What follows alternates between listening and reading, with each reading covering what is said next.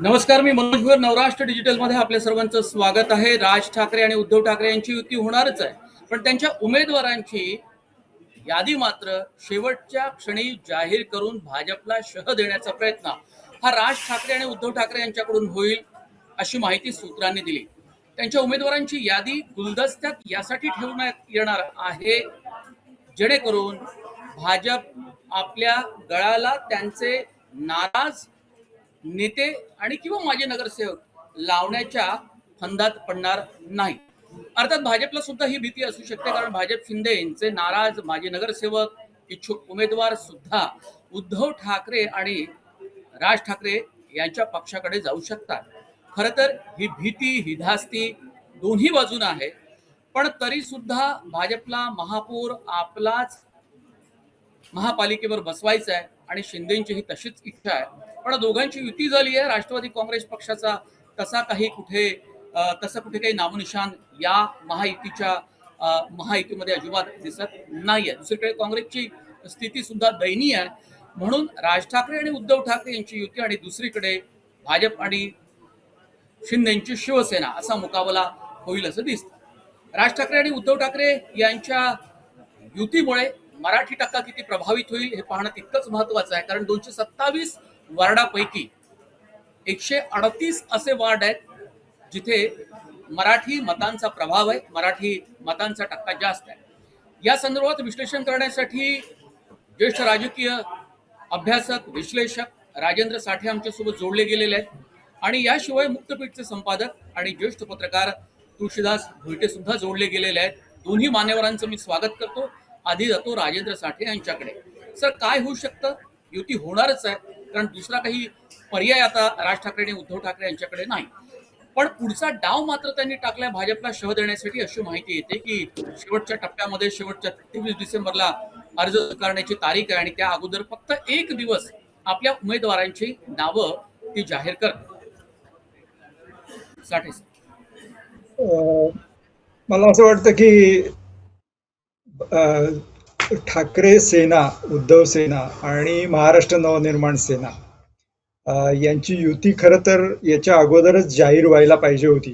त्यांच्या बाजूने जर विचार केला करायचा झाला तर त्याच्यामुळे कार्यकर्त्यांना एक बळ मिळालं असतं, कार्यकर्त्यांना एक बोलायला आणि जनतेत जायला काहीतरी प्लॅटफॉर्म, व्यासपीठ असं मिळालं असतं की आमची आता युती झालेली आहे आणि आम्ही आता एकत्र लढतो आहोत. आणि मराठी मतदारांमध्ये जो त्यांचा मुख्य त्याच्यावर त्यांची भिस्त आहे त्याच्यामध्ये एक वातावरण निर्मिती करता येऊ शकली असती.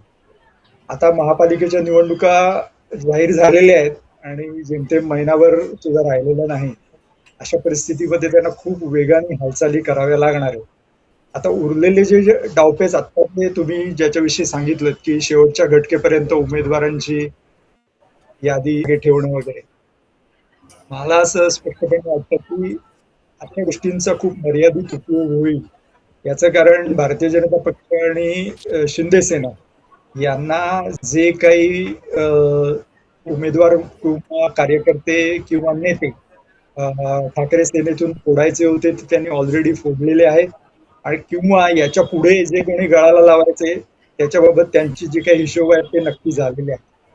आणि दुसरी गोष्ट अशी आहे की आत्ताच तुम्ही म्हटल्याप्रमाणे भाजप आणि शिंदे सेनेकडे आधीच इतक्या मोठ्या प्रमाणामध्ये इच्छुक आहेत. एकतर त्यांचे स्वतःचे आहेत, म्हणजे भाजपचे स्वतःचे, शिंदे सेनेचे स्वतःचे आणि आता ठाकरे सेनेतनं त्यांच्याकडे दाखल झालेले असे खूप मोठ्या प्रमाणात इच्छुक त्यांच्याकडे आहेत. त्याच्यामुळे आता नव्याने उमेदवार ते गळाला लावायचा प्रयत्न करतील असं मला वाटत नाही, किंवा केला तर खूपच मोठा ज्याचा प्रभाव आहे असा कोणी उमेदवार ते गळाला लावायचा प्रयत्न करतील.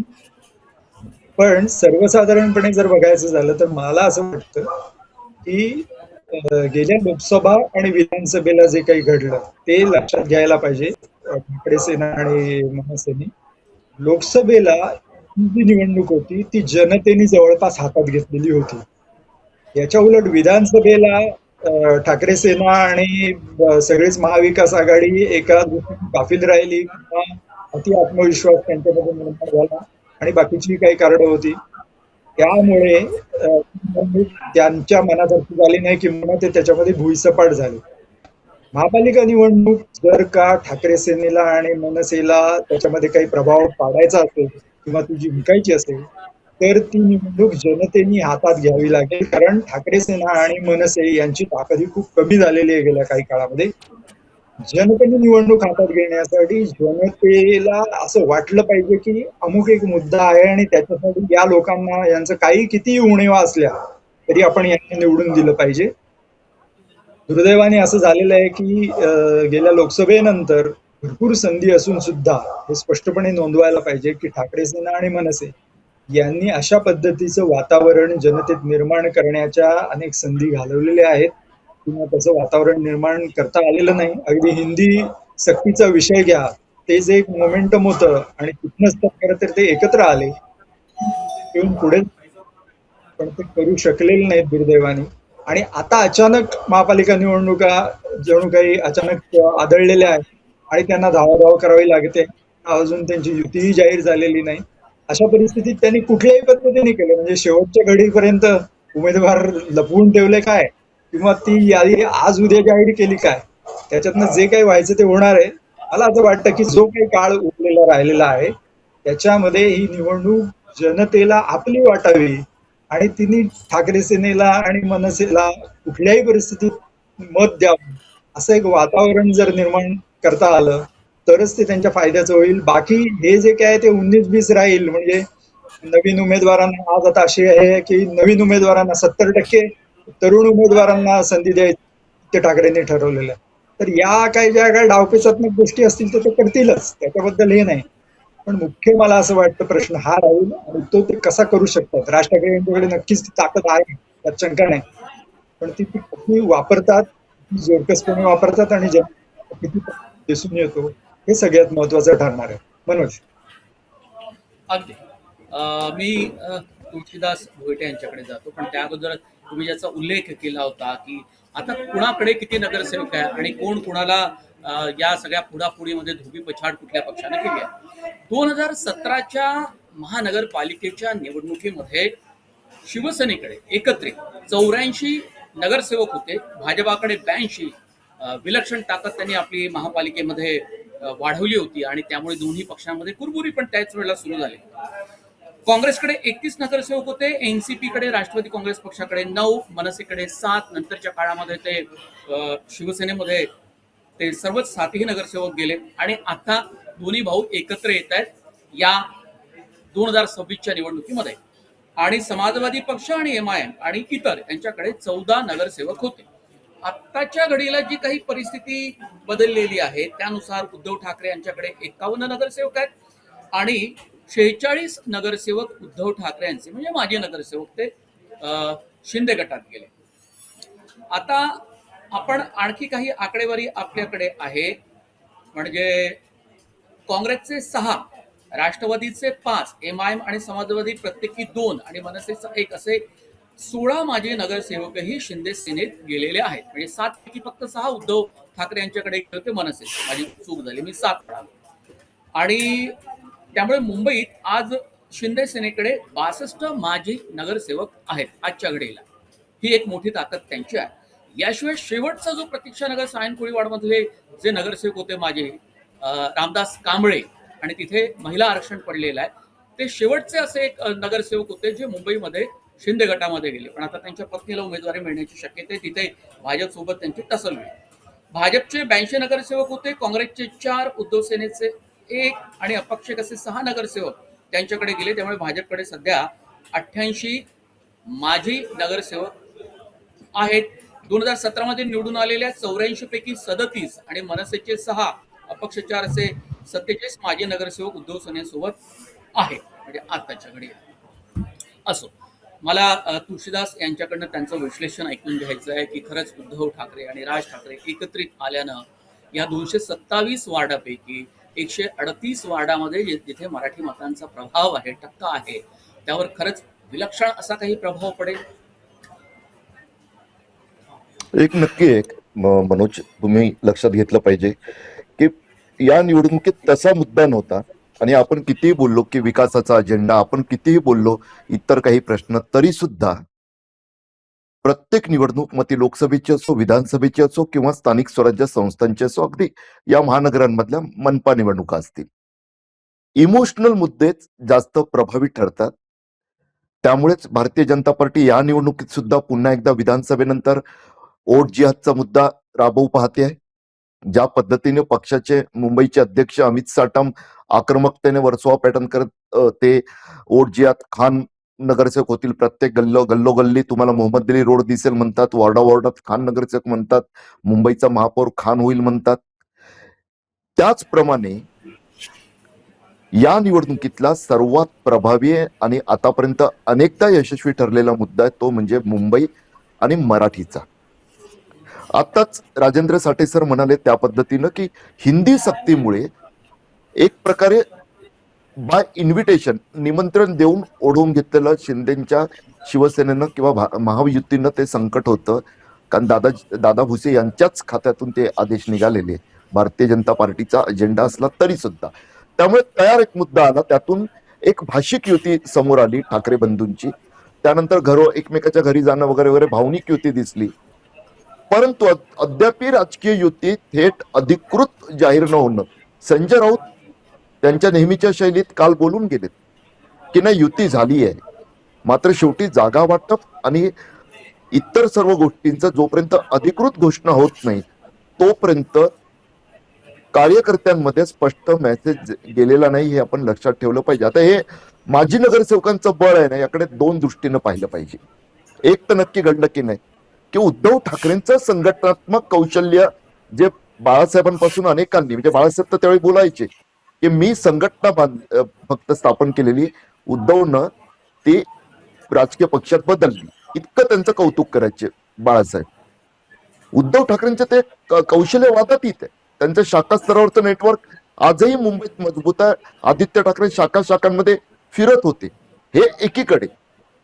मात्र विधानसभेनंतर ज्या पद्धतीनं नगरविकास खात्याचा पुरेपूर उपयोग करत एकनाथ शिंदेंनी त्यांच्या माजी नगरसेवकांना ठाकरेंकडच्या आपल्याकडे वळवलं, आणि एक गडबड मधल्या काळात काय झालेली आहे शिवसेनेच्या बाबतीत की जो लोकप्रतिनिधी असतो त्याच्याचकडे संघटनेची सूत्र जायला लागली. म्हणजे तोच शाखा प्रमुख असं नाही, मात्र त्याच्याच प्रभावाखालचा माणूस, शिवसैनिक शाखा प्रमुख, उपविभाग प्रमुख त्यांच्यापैकीच किंवा आमदाराचा माणूस, यातून एक गडबड जी झाली त्याचा फटका या बाबतीत दिसला की जिथं जिथं माझी गेलेत किंवा आधीचे खासदार, आधीचे आमदार गेले, खासदारांच्या बाबतीत तेवढं नाही पण आमदार आणि नगरसेवकांच्या बाबतीत तिथं तिथं शिंदेंना संघटनात्मक बांधणी मुंबईत नसताना सुद्धा एक तयार सेटअप मिळाला.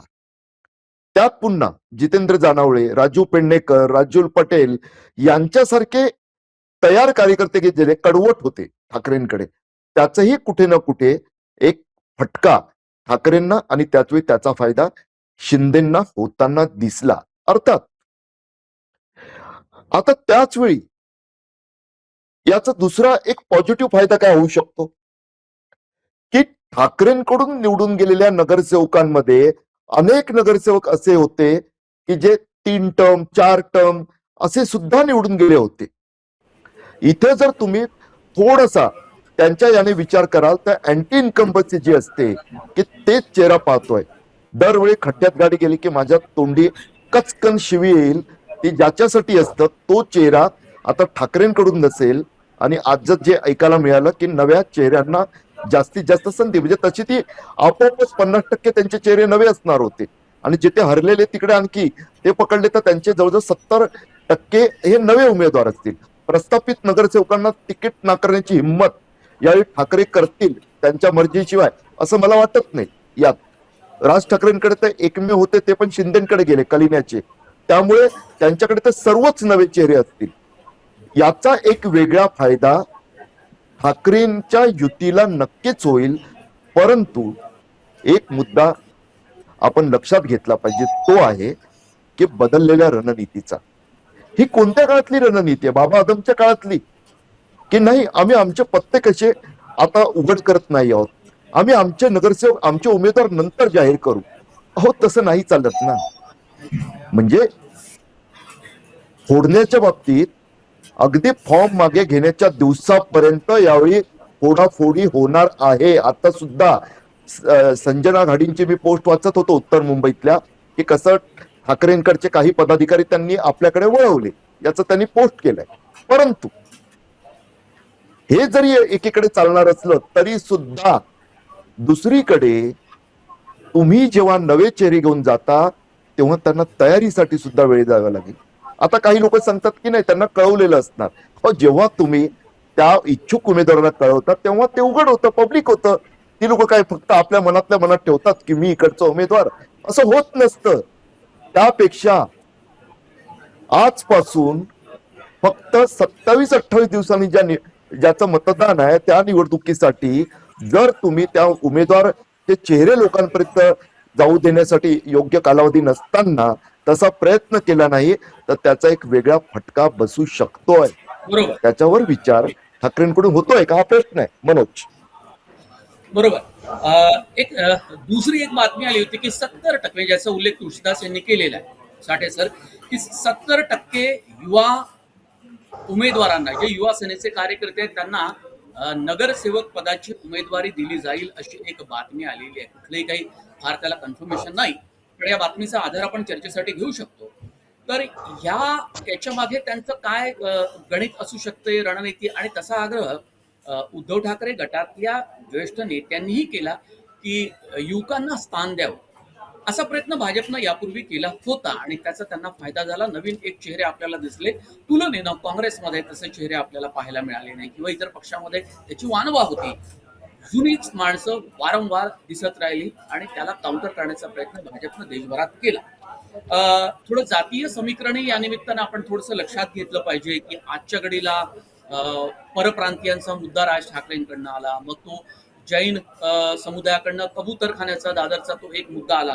तर आपण हे लक्षात घेतलं पाहिजे की असे काही मुद्दे हे पेटवले जातात आणि तुळशीदास जसं म्हणाले की भावनेच्या आधारे निवडणुका लढल्या जातात आणि विकासाचे मुद्दे तसेच राहतात. आणि मुंबईमध्ये असे विकासाचे मुद्दे असंख्य आहेत. रस्त्यांचे आहेत, विजेचे आहेत, स्वच्छतेचे आहे, पाण्याचे आहे, सांडपाण्याचा निचरा ठीक होत नाही.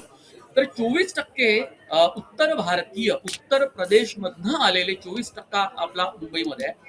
बिहारमधनं आलेला 3.5% बिहारी मुंबईमध्ये राहतात. मराठी टक्का हा 24%च्या आसपास आहे. मुस्लिम टक्का हा साधारणतः आता 23% पोहोचला. बुद्धिस्ट सुद्धा, जो वंचितसाठी महत्वाचे आणि काँग्रेससाठी 4.85%, जैन समाज 4.10%. एक जी काही आकडेवारी या निमित्तानं आली ती अशी आहे की 2017 मधली आहे की 65% मराठी मतदार होते, 23% मुस्लिम मतदार होते, 12% गुजराती आणि राजस्थानी म्हणून 12% होते. तर हा अत्यंत महत्वाचा घटक आहे. साठे मराठी 65% आहे असं जरा मला त्याच्याविषयी शंका वाटते. नाही मला येऊ 38% पर्यंत मी ऐकलेलं आहे. लोकसभेला एका खासगी संस्थेचं साठेसर आलेला 38% पर्यंत, तोही जास्त वाटत होता. एक्झॅक्टली. मला असं वाटतं की हा साधारणपणे आपण 30%च धरला पाहिजे. पण तोच मुद्दा आपण सध्या तुर्तास बाजूला ठेवू अशा अर्थाने की आपण जे सगळा विचार करतो या सगळ्या ह्याच्यामध्ये, तो फक्त शिवसेनेच्या दृष्टीने, म्हणजे शिवसेना आणि मनसेच्या दृष्टीने, आणि आपण असं गृहीत धरतोय आणि खरं तर शिवसेना आणि मनसेचे नेते सुद्धा जवळपास गृहीत धरतायत की त्यांना फक्त मराठी लोकच मतदान करणार. गंमत अशी आहे, याचा अर्थ असा की समजा अगदी आपण 38% बोलटेसर म्हणतात तसं धरला तरी सुद्धा 60% मतदार हे बिगर मराठी आहेत. या बिगर मराठींसाठी आज शिवसेना आणि मनसे काय अपील करू इच्छितात? त्यांच्याकडे असे कुठले मुद्दे आहेत की जे बिगर मराठी लोक शिवसेना आणि मनसेकडे येतील किंवा येऊ इच्छितील? मला असं वाटतं त्याच्यावर सध्या जवळपास शांतता आहे. सध्या सगळा जो काही भर आहे तो असा आहे की मराठी माणसावर अन्याय झालेला आहे. शिवसेना फोडल्यामुळे मराठी माणूस संतप्त आहे आणि हा मराठी माणूस एक गठ्ठा मतदान करेल आणि हे एक गठ्ठा मतदान आपल्याला मिळेल आणि त्याच्यामुळे आपण जिंकून येऊ, असं एक काहीतरी नॅरेटिव्ह सगळ्यांमध्ये पसरलेलं आहे, जे शिवसेना कार्यकर्त्यांमध्ये जसं आहे तसंच पत्रकारांमध्ये पण पसरलेलं आहे. पण आपण हे लक्षात घ्यायला पाहिजे, याचा दुसरा परिणाम असा किंवा दुसरं खरं तर वास्तव असं आहे की आणि जे आपल्याला विधानसभेला दिसलेलं आहे आणि काही प्रमाणात लोकसभेला पण दिसलेलं आहे की गुजराती, उत्तर भारतीय किंवा इव्हन दक्षिण भारतीय हा जो मतदार आहे तो एक गठ्ठा भारतीय जनता पक्षच्या बाजूने जातो आणि आता शिंदे सेना त्यांच्या बाजूने असल्यामुळे शिंदे सेनेच्या बाजूने जातो किंवा जाण्याची शक्यता आहे. हे लक्षात घ्यायला पाहिजे. आणि तसं जर झालं, म्हणजे हे जर खरोखर तसं झालं, तर ही निवडणूक तेवढी सोपी राहणार नाही. तुम्ही 138 जे मराठी मतदार असं म्हणून सांगताय, तिथे 100% त्या 138 मध्ये 100च्या 100% मराठी लोक नाहीत. त्याच्यात पर्सेंटेज आहे. म्हणजे त्या 138 पैकी 50च मतदारसंघ असे आहेत, म्हणजे वॉर्ड, की जिथे निर्णायक टक्का हा मराठी ठरू शकतो. बाकीचा मराठी टक्का हा सायझेबल आहे, म्हणजे 20 ते 30% आहे, 30 ते 35% आहे, पण तो निर्णायक ठरेलच याची गॅरंटी देता येऊ शकत नाही. कारण विरुद्ध टक्का हा किती निर्णायक आहे त्या त्या ठिकाणी. आता उदाहरणार्थ कांदिवली आणि बोरिवलीचं उदाहरण घ्या. कांदिवली आणि बोरिवली हे फार पिक्युलियर मतदारसंघ आहेत. हा, तर तिथे आता तुम्हाला असं दिसेल की गुजराती आणि मराठी जवळपास सम प्रमाणात, इव्हन दहिसरमध्ये सुद्धा. तर गुजराती मराठी, गुजराती, उत्तर भारतीय आणि मराठी हे दोन बाजूला विभागले जर गेले तर ते जवळपास समप्रमाणात होतील अशी परिस्थिती निर्माण झालेली आहे. जे की एकेकाळी दहिसर, बोरिवली हे सगळे मराठी बहुल विभाग होते. तीच परिस्थिती पूर्व विभागातली आहे. त्यामुळे मुळात हे 2-3 गोष्टी लक्षात घेतल्या पाहिजेत की मराठी टक्क्यावर जर का फक्त भिस्त असेल शिवसेना आणि मनसेची जी मला दिसते आहे, तर तो एक मोठा धोका असू शकतो, आत्मघातकी असू शकतं. त्यामुळे तो एक प्रयत्न करावा लागेल त्यांना की आपण सर्व प्रकारच्या मतदारांना आकर्षित करण्यासाठी. हा एक भाग झाला. आणि दुसरी गोष्ट अशी की समोरच्यांची जी स्टॅप, म्हणजे भारतीय जनता पक्ष आणि शिंदे सेना जर तुम्ही अतिशय काळजीपूर्वक बघितलं तर ते मराठी टक्क्याला कुठल्याही परिस्थितीत दुखावणार नाही याची काळजी घेत आहे. शिंदे सेना त्यांच्या बरोबर ठेवण्याचं महत्वाचं कारणच ते आहे की मराठी टक्का आपल्यासोबत यावा. त्याच्यामुळे मला असं वाटतं की भारतीय जनता पक्षाची ही जी स्ट्रॅटेजी आहे, पुन्हा अमित साठमांना त्यांनी केलेलंच नाही अध्यक्ष, आणि बाकी सगळे ज्या पद्धतीने मराठीच्या संदर्भात बोलण्यासाठी त्यांच्याकडे भरपूर इन कोट्स पोपट भरपूर आहेत त्यांच्याकडे. तर त्यामुळे मला असं वाटतं की हा सगळ्या हे जे आक्रमण आहे किंवा हे जे सगळा ज्या पद्धतीचा विरोध आहे आणि ही जी विरोधकांची ताकद आहे ती शिवसेना आणि मनसे हे लक्षात घेतायत का आणि त्या दृष्टीने आपली धोरणं ठरवतायत का, याच्याविषयी मला जरा साशंकता वाटते. आतापर्यंत त्यांना दिसलेलं नाही. मगाशी मी जे म्हणालो तेच मी पुन्हा सांगतो की त्यांना संधी होती विधानसभा आणि लोकसभेनंतर याच्यासाठी खूप जोरदार असे प्रयत्न करण्याची, पण दुर्दैवाने ते आपल्याला त्यांनी केलेलं दिसत नाही. पण तरी सुद्धा त्यांना उरलेल्या या दिवसांमध्ये या दृष्टीने हे करावं लागेल. नंबर 1, मराठी टक्का तर आपल्याकडे राखायचा असेलच, त्यासाठी तरुण उमेदवार, आणि तरुण उमेदवारांच्या संदर्भात मनोज आणखीन एक सांगायला पाहिजे, ही शिवसेनेची बाळासाहेबांपासूनची पद्धत आहे. म्हणूनच आपल्याला दरवेळेस कितीतरी नवीन, म्हणजे ज्यांची कधी नावंही ऐकलेली नाही तसे शाखांमधले तरुण हे नगरसेवक झालेले आपल्याला वेळोवेळी दिसलेले आहेत. आता त्याच्यात अनेक वर्ष पुन्हा पुन्हा मिळालेले पण आहेत, पण अनेक तरुणांनाही सातत्याने हे मिळालेले आहे. किंबहुना उद्धव ठाकरे ज्यांचा भोईटे सरांनी उल्लेख केला, ते संघटनात्मक त्यांनी हे मिळवलं कसं, संघटनावर पकड मिळवली कशी, तर अनेक तरुणांना संधी देऊन त्यांना आपल्या बाजूला करून हीच त्यांनी केलेली होती. तर त्याच्यामुळे ती त्यांना स्ट्रॅटेजी आखावीच लागेल, पण त्यांना विरोधकांची ताकद लक्षात घ्यावी लागेल. आणि आपला हा जो आव्हान आहे ते फक्त मराठी पुरतं न ठेवता बाकीच्या समाजांना कसं आकर्षून घेता येईल हे पण बघावं लागेल. हे आपल्याला ध्यानात घ्यावं लागेल. म्हणून व्यापक राजकारण करण्याचा हा जमाना आहे आणि व्यापक राजकारण राज ठाकरेंनीही काही बदल केले. उद्धव ठाकरेंनी आपण पाहिलं लोकसभेच्या निवडणुकीमध्ये अरविंद सावंत यांना मुस्लिम भागामध्ये भेंडी आणि डोंगरी भागामध्ये भरभरून मतं मिळाली आणि तिथे मुस्लिम लोकांनी, मी रिपोर्टिंग करत असताना डोक्यावर घेतलं होतं अगदी, म्हणजे त्या जुन्या इमारती होत्या मुस्लिमांच्या त्या वस्तीमधल्या, त्यावरून फुलांची पुष्पवृष्टी झाली. म्हणजे हे असं एक वातावरण डोंगरी भागात फिरताना, त्या मुस्लिम भागात फिरताना, भेंडी बाजारमध्ये मला तरी कधी या 25 वर्षात फारसं दिसलं नाही. पण बाळासाहेबांवर निश्चितपणे काही मुस्लिम प्रेम करणारे सुद्धा आपण या काळामध्ये पाहिले. आता मुळात तुम्ही म्हणालात की भाजपला फायदा शिंदे सेनेचा होईल का, शिंदेना फायदा हा भाजपचा होईल?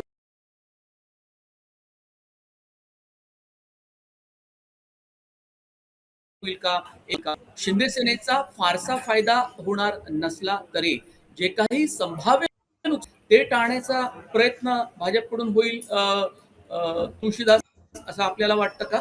आणि दुसरा मुद्दा की आता जे मतदार वाढले ते 17,63,661 मतदार वाढलेले आहेत आणि त्यात परप्रांतीयांचा भरणा खूप आहे, म्हणजे उत्तर भारतीय असतील, पण ते मुंबईतल्या वेगवेगळ्या वार्डामध्ये सुद्धा विखुरले गेलेले आहेत. कुठला असा एक वार्ड नाही जसं आपण मुस्लिमांबाबत म्हणतो. आणि तुम्ही जे म्हणाला की मराठी जो टक्का आहे, मराठी मतदार आहे, त्याबाबत काही चुकीची आकडेवारी सुद्धा वेगवेगळ्या ठिकाणी मिळते, पण इतकी आकडेवारी नसावीच. बोलण्याच्या ओघात तो माझ्याकडून त्याचा उल्लेख झाला, इतका मोठा कुठल्या तरी वृत्तपत्राचा आधार घेत आजच्याच. तर दुसरं म्हणजे एक असं येतंय की राष्ट्रवादी काँग्रेस पक्षाला, अजित पवार गटाला जर नवाब मलिक यांना वगळून महायुतीत यायचं असेल आणि मुंबईतली निवडणूक लढवायची असेल तर भाजप तयार आहे. पण आशिष शेलार आणि अमित साटक यांचा कडवा विरोध नवाब मलिक यांना, असं एक आतापर्यंतचं चित्र आहे. पण एक वेगळी खेळी असू शकते का तुळशीदास, की अबू आझमी याच्या पक्षाला सुद्धा नाही म्हटलं तरी बऱ्यापैकी नगरसेवक त्यांचे गेल्या अनेक वर्षांपासून महानगरपालिकेमध्ये, त्यांना कुठेतरी सेटबॅक द्यायचा किंवा त्यांच्या उमेदवारांना पराभूत करण्यासाठी नवाब मलिक किंवा राष्ट्रवादीला असं सांगण्यात येईल का की तुम्ही त्यांच्या विरोधात जास्तीत जास्त उमेदवार उभे करा? कारण समाजवादी पक्षासनच काँग्रेस आणि नंतर राष्ट्रवादी काँग्रेस पक्षामध्ये अबू आझमी हे नवाब मलिक आले होते. मनोज, हा खूप महत्वाचा प्रश्न आहे. त्याचं कारणच आहे की निवडणुकीचा निकाल ठरवण्यात समीकरण जे उद्धव ठाकरेंच्या डोळ्यासमोर दिसतंय की मराठी आणि मुसलमान. कारण मगाशी तुम्ही उल्लेख केलात की नागपाडा किंवा इतर काही मुस्लिम व बहुल भागामध्ये किंवा मुसलमान मतांचा प्रभाव असणाऱ्या भागांमध्ये तसे मतदारसंघ मुंबईत किमान 40 आहेत. किमान. हे मी उगाच असं हवेतलं बोलत नाहीये. कारण 2007ची माफ करा, 1997ची तुम्ही निवडणूक आठवाल तर त्या निवडणुकीत उत्तर भारतातल्या समाजवादी पार्टी नावाच्या पक्षानं मुंबईत पाळंमुळं रुजवली. 92ची दंगल होऊन गेली होती. शिवसेनेला त्यावेळी पहिल्यांदा विक्रमी जर मी चुकत नसेल तर 103 की 107 जागांवर विजय मिळालेला. पण तो आणि काँग्रेस, मला वाटतं जे काँग्रेस 112 वर होती आधीच्या 1992च्या निवडणुकीत, ती निवडणूक दंगलीच्या आधी झालेली. दंगलीनं, बॉम्बस्फोटांनी मुंबईचं पूर्ण राजकारण, समाजकारण सारं बदललेलं. त्यानंतरची 1997ची शिवसेना भाजपा सत्ता काळातली निवडणूक, तेव्हा समाजवादी पार्टीनं 21 जागा मिळवलेल्या, 21 नगरसेवक अभूतपूर्व, म्हणजे नंतर पण झालं नाही आणि न भूतो न भविष्यती, खरं तर, कारण पुढे ते त्यांना शक्य झालं नाही. याचा अर्थ काय होता? कारण शेवटी उत्तर प्रदेशात तो यादव आणि मुस्लिम असा मायवाला पक्ष असला तरी इकडे फक्त वाला पक्ष आहे, मुसलमानवाला. त्याचं कारण अबू आझमी हेच आहेत, तेच त्यांचा स्ट्रॉंग पॉइंट आहे, तेच वीक पॉइंट आहे. मात्र या 21 जागा, त्याचबरोबर काँग्रेसच्या किमान त्यांनी सर्व मिळून काँग्रेसला किमान 30 ते 40 जागी फटका दिला, घरी बसवलं त्यांच्या आजी नगरसेवकांना. त्यामुळे तेवढा प्रभाव असलेला मुस्लिम मतदार या मुंबई महापालिकेच्या हद्दीत आहे, असं मी सांगतोय त्या आकडेवारीच्या अभ्यासातून. पुढचं काय लक्षात घ्या. आता ठाकरे असं करतील हे काय भारतीय जनता पार्टीला कळत नाही का? जो राजकीय पक्ष ज्यानं 2009ला अडवाणींच्या पराभवानंतर मोदींचा जो काळ सुरू झाला तो 14ला नाही, त्या आधीच 9लाच सुरू झाला. करा जे डेटा इंजिनिअरिंग, ज्या पद्धतीनं डेटा किंवा डेटा गॅदरिंग नाही, डेटा मायनिंग नाही, तर डेटा अनालिसिस, मायक्रो अनालिसिस करून जो पक्ष निर्णय घेत असतो, त्यांच्या हे लक्षात येत नसावं का? तुम्ही 1.5 महिना मागे जा मनोज. मवियाचा भाग असणारा समाजवादी पार्टी नावाचा पक्ष विधानसभेनंतर दुरावा दाखवायला लागला, वेगळी वाट दाखवायला लागला 2 आमदार असताना. त्यानंतर अबू आझमींनी 150 जागांवर मुंबई महापालिकेत लढण्याची घोषणा केली. असलम शेख, ज्यांच्या मतदारसंघात काँग्रेसचं शिबिर झालं, त्या शिबिरात काँग्रेस स्वबळावर लढणार अशी घोषणा झाली. पुढचं आणखी लक्षात घ्या, एक एक मुद्दा यातला. MIM नावाचा पक्ष, तुम्ही जर संभाजीनगरवरून बातमी ऐकली असेल, वाचा ती शोधून, तर तुम्हाला लक्षात येईल की MIMचे इम्तियाज जलील, आपले पत्रकार मित्र जुने खासदार झालेले, त्यांनी त्यांनी जो मुद्दा काढला तो पुन्हा अजेंडा आणि ठाकरेंसाठी रेड अलर्ट. मात्र त्यांच्याकडे हे सारं राजकारण समजून घेणारी यंत्रणा असावी अशी अपेक्षा आहे का, शंका.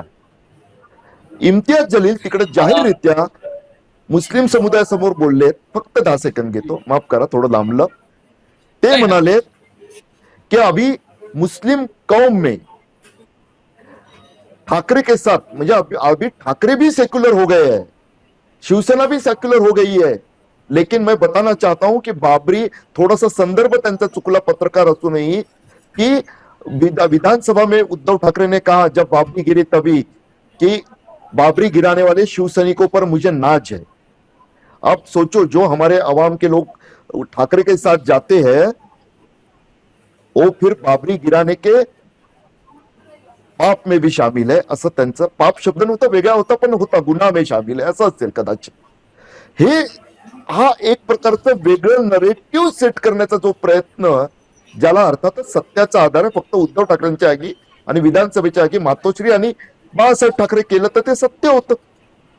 त्यातून काय दिसतंय की उद्धव ठाकरेंच्या एमएम समीकरण तयार होण्याच्या आधीच त्यातला एमला एकाला धक्का देण्याचा प्रयत्न दुसरीकडे. फक्त मराठी मतदार उद्धव ठाकरेंकडे, मराठीत्वाचा मुद्दा जास्त जर चालला, लाट उचलली, तर मराठी माणसं एक गट्टा मतदान करू शकतात. हे लोकसभेला पण दिसलेलं. ईशान्य मुंबईचं तुम्ही आकडेवारी काढून पाहत झालं तसं.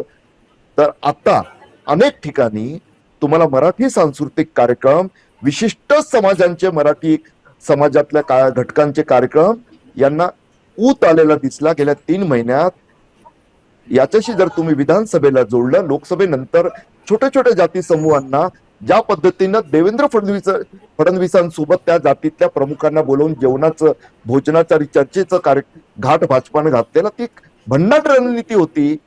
आपण फक्त वेगवेगळ्या याचं बोलतो. या मायक्रो मॅनेजमेंटवर जर विचार केला तर ठाकरे युतीसाठी वाट सोपी नाहीये. मनोज जी, खूप छान विश्लेषण केलंय राजेंद्र साठे सर. फक्त एक शेवटचा छोटासा मुद्दा राहिला, मग आपण समारोप करूया चर्चेचा.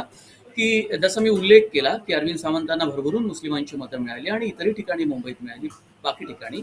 तर यावेळेला महानगरपालिकेच्या निवडणुकीमध्ये राज ठाकरे सोबत असताना सुद्धा शिवसेनेला मुस्लिमांची मतं मिळतील का, एक मुद्दा.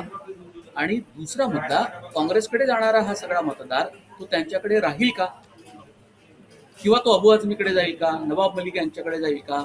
मुळात यातला याही मधला सर्वात महत्वाचा मुद्दा की उद्धव ठाकरे यांच्या शिवसेनेला मुस्लिमांची मतं मुंबई महानगरपालिकेमधली निर्णायक मतं मिळतील का. याचं उत्तर देणं सोपं नाही. माझं त्याच्यातलं हे असं आकलन असं आहे की मुस्लिम हे जर मनात आणलं आणि त्यांनी जर ठरवलं तर ते अत्यंत ठरवून अशा पद्धतीने, निर्णायक अशा पद्धतीने मतदान करू शकतात. हे उत्तर प्रदेशात वेगवेगळ्या वेळी आपल्याला दिसलेलं आहे. आणि यावेळेस जर का असं एक मत प्रभावी झालं मुस्लिम समुदायामध्ये की कोणत्याही परिस्थितीत भारतीय जनता पक्षाच्या युतीचा प्रभाव करणं अत्यंत आवश्यक आहे मुस्लिम समाजासाठी, हे मत जर का प्रभावी झालं तर मुस्लिम हे शिवसेना मनसेच्या बाजूने उभे राहू शकतात असं मला वाटतं. मनसे ची जी काही भूमिका होती उत्तर भारतीयांच्या विरोधातली किंवा अलीकडे त्यांनी काही मुस्लिमांच्या विरोधात घेतलेली, ही एका दृष्टीने नवीन नाहीये. आता प्रचार भारतीय जनता पक्षाने करून ठेवलेला आहे की बिहारी लोक त्यांच्यावर नाराज आहेत, युपीचे लोक नाराज आहेत. आता गंमत अशी आहे की ज्या वेळेस 1980च्या काळामध्ये शिवसेनाच्या बरोबर गेले महाजन आणि भारतीय जनता पक्ष, त्यावेळेस बाळासाहेबांनी जरी हिंदुत्व घेतलेलं असलं तरी त्यांची प्रतिमा ही मराठी जनतेच्या बाजूने बोलणारी आणि उत्तर भारतीय आणि दक्षिणी लुंगीवाल्यांच्या विरोधात बोलणारी अशीच होती, उत्तर भैयांच्या विरोधात बोलणारी अशी होती. त्याच्यानंतर सुद्धा सातत्याने भैयांच्या विरोधात शिवसेना बोललेली आहे. तरी सुद्धा भारतीय जनता पक्षाला कधीही अडसर आला नाही आपला विस्तार करण्यात सगळ्या उत्तर हिंदुस्थानात आणि हिंदी प्रदेशात. हा प्रचार आहे एका दृष्टीने, आणि त्याला पुन्हा एकदा मनसे, शिवसेना आणि आपण एका दृष्टीने बळी पडलेलो आहोत की मनसे सोबत गेल्यामुळे, मनसेने युती केल्यामुळे, मनसेशी युती केल्यामुळे, म्हणजे काँग्रेसवाले जे सांगतात की मनसेशी युती केल्यामुळे आमचा हिंदी टक्क्यावर परिणाम होईल. मला असं वाटतं की सर्व प्रदेशातली सर्व जनता आता खूप सुजाण झालेली आहे. युत्या कशा होतात, कुठल्या परिस्थितीत होतात, का कराव्या लागतात, हे त्यांना पूर्णपणे कळून चुकलेलं आहे. मला असं सांगा की भारतीय जनता पक्ष हा काश्मीरमध्ये अत्यंत विरोधी अशा गटाशी युती करू शकतो, मुस्लिम पक्षाशी युती करू शकतो, आणि तरी तो इकडे वाढतो. आणि मनसे आणि शिवसेनेशी युती केल्यामुळे काँग्रेसला मात्र फटका बसतो. हे नॅरेटिव्ह आहे. तुमच्या प्रश्नाचं उत्तर असं आहे की मुस्लिमांमध्ये हा जर का एक मतप्रवाह प्रभावी झाला आणि तसा करण्याचा प्रयत्न केला, उद्धव ठाकरे यांनी तसा प्रयत्न केला, म्हणजे त्याला इंग्लिशमध्ये टू रीच आउट असं म्हणतात, त्यांच्यापर्यंत पोहोचण्याचा प्रयत्न केला, त्यांनी त्या पद्धतीने विचार करायचा प्रयत्न केला की आपल्याला कुठल्याही परिस्थितीत आता भारतीय जनता पक्षाला हरवणं हे महत्वाचं आहे, त्याचा संदेश जर त्यांनी दिला, त्याच पद्धतीने त्यांनी जर का काँग्रेसशी सुद्धा जमवून घेण्याचा प्रयत्न केला, काँग्रेस बरोबर ते गेले, काँग्रेसला बरोबर घेतलं, तर मला असं वाटतं की ते नक्कीच एक फॉर्मिडेबल, अत्यंत आव्हानात्मक स्थिती भारतीय जनता पक्षासाठी उपस्थित करू शकतील. ते म्हणजे ही शक्यता आहे. आता ती शक्यता ते अंमलात आणतात की नाही हे बघायला लागेल, पण मुस्लिम टक्क्याच्या संदर्भात किंवा इव्हन उत्तर हिंदुस्थानी टक्क्याच्या संदर्भात आपण हे असं म्हणू शकतो की जो टक्का भारतीय जनता पक्षाच्या विरोधात आहे समजा, त्याला शिवसेना आणि मनसे हे जर का पुरेसे त्यांचे अँटेना जागृत असतील तर ते त्यांच्यापर्यंत, या जनतेपर्यंत पोहोचू शकतात, अजूनही पोहोचू शकतात. त्यांनी तसा प्रयत्न केला पाहिजे. मनोज, खूप धन्यवाद दोन्ही मान्यवरांचे. साठे सर, जोशीदारजी, तुम्ही सहभागी झाला, वेळ दिला नवराष्ट्राच्या डिजिटल चॅनलला. ही चर्चा तुम्हाला कशी वाटली तुम्ही कमेंट बॉक्समध्ये तुम्ही जरूर कळवा, कारण सातत्यानं समाजातले वेगवेगळे गट राजकारणावर, महानगरपालिकेवर, समस्यांवर चर्चा करत असतात. त्यामुळे तुमची मतं खूप महत्वाची आहे, ती आग्रहाने तुम्ही इथे मांडू शकता. आम्ही त्याला उत्तर देण्याचा प्रयत्न करू किंवा त्याचा पुढच्या व्हिडिओमध्ये विचारही करू. नवराष्ट्र डिजिटल या आमच्या चॅनलला तुमचंही झालेलं आहे, त्याला तुम्ही सबस्क्राईब करा अशी मी तुम्हाला विनंती करतो. शिवाय या चॅनलच्या बेल आयकॉनवर जाऊन तुम्ही तिथे बटन दाबा, म्हणजे तुम्हाला या चॅनलचे व्हिडिओ, त्याचे नोटिफिकेशन नीटपणे मिळत राहील. याशिवाय नवराष्ट्रचं इंस्टाग्राम आणि त्यांचं फेसबुक हे दोन्ही सोशल मीडिया अकाउंट्स आहेत, त्याला फॉलो करा. तिथेही तुम्हाला तुमच्या आवडत्या प्लॅटफॉर्मवर तुम्हाला चांगले व्हिडिओ, चांगल्या बातम्या या वाचायला मिळू शकतात, बघायला मिळू शकतात. खूप धन्यवाद.